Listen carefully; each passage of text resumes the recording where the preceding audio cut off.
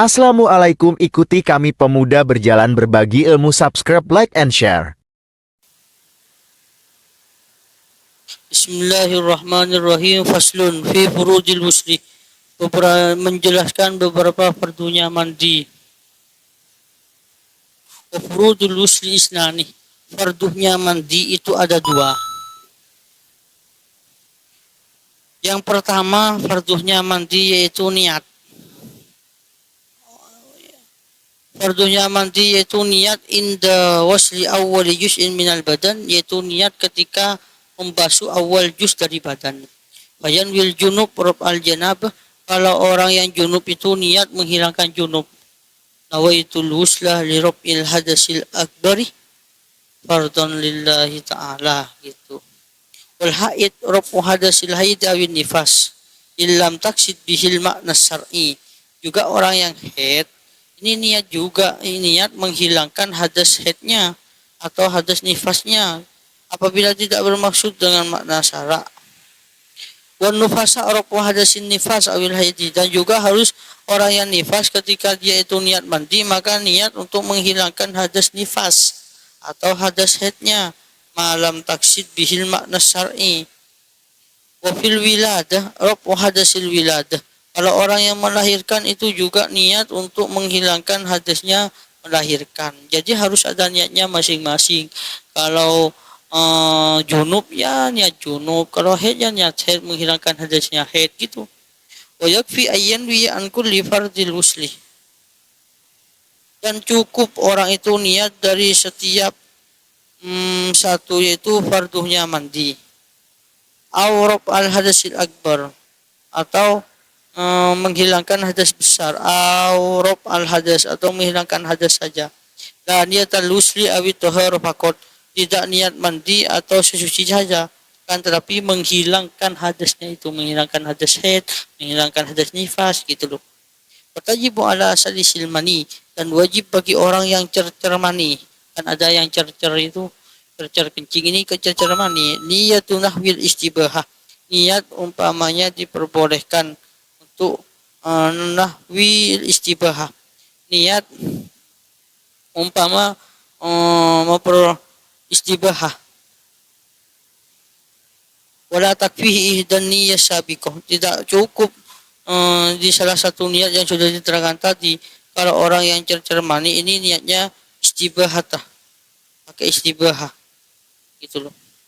Wa ta'mimul badan bil ma'i, dan meratakan badan dengan air, itu fardunya niat pertama. Yang kedua fardunya mandi yaitu meratakan badan dengan air. Adapun badan di dalam asalnya masih warrosil minal jasad, badan itu selain kepala dari jasad. Jami'ul jasad, semua badan itu jasad namanya, semua badan itu. Wal makna an-nasani min fardhi isti'abu jami'il badan bil ma'i, meratakan semua badan dengan air. Basaran wa dufaron wa sa'aron, kulit, kuku, rambut, baik dohir dan batin. Inka sufasa'ru, apabila rambutnya itu tebal. Wa ma dhahara min anfin majdu'in, dan sesuatu yang jelas dari yang dipotong hidungnya, hidung yang terpotong. Wa man bi tisaratin zalat, dan tumbuhnya rambut yang hilang.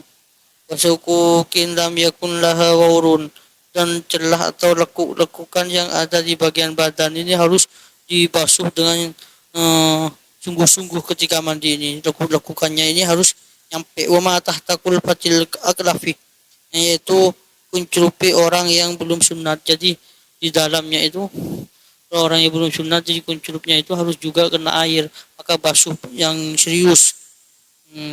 Walaupun orang itu sudah sunat seumpama, maka harus nyampe air ke hal tersebut. Wa dhahara min faji bikrin, dan sesuatu yang nampak dari farjihnya perempuan yang perawan.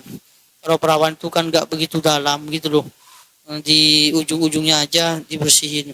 Au sayyibin idza qa'adat li qada'i hajatiha, atau janda ketika duduk untuk qadil hajat. Gimana kalau janda ini ketika duduk di hajat kan agak melebar, beda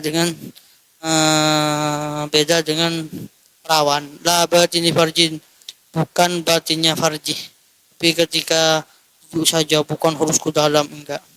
Anfin dan hidung juga harus nyampe air. Wa adi sa'arin in aku binafsihi wa yajibu naqdul dhafairi, dan juga wajib rambut yang digulung.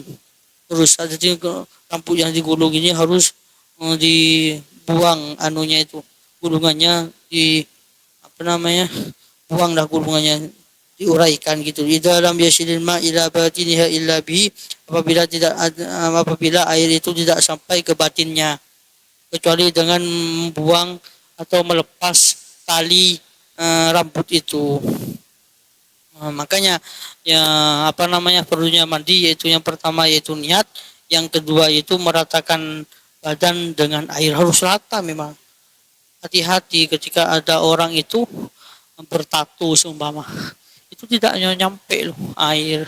Makanya hati-hati orang yang pakai tato itu, biasanya air itu tidak nyampe kepada kulit, bahaya. Makanya apa namanya, orang yang memakai tato itu biasanya bisa dipastikan dia itu tidak suci, karena kalau dia itu junub maka walaupun mandi dia itu tidak sah mandinya karena tidak nyampe air kepada kulitnya itu dengan sebab tato.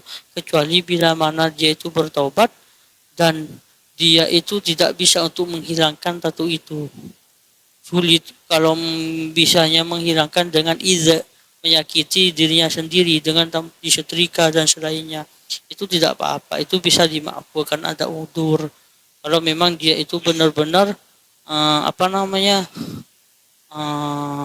taubat gitu. Makanya hati-hati dengan adanya bekas cat, bekas tinta, itu hati-hati karena itu bisa menyebabkan tidak sampainya air kepada kulit kita. Karena kalau orang mandi junub itu kan harus sampai kepada semua badan. Orang ini harus nyampe semua. Di dalam kuku-kuku yang tidak bersih ini memang harus sampai air kepada dalamnya ini. Begitu. Wallahu a'lam bishawab.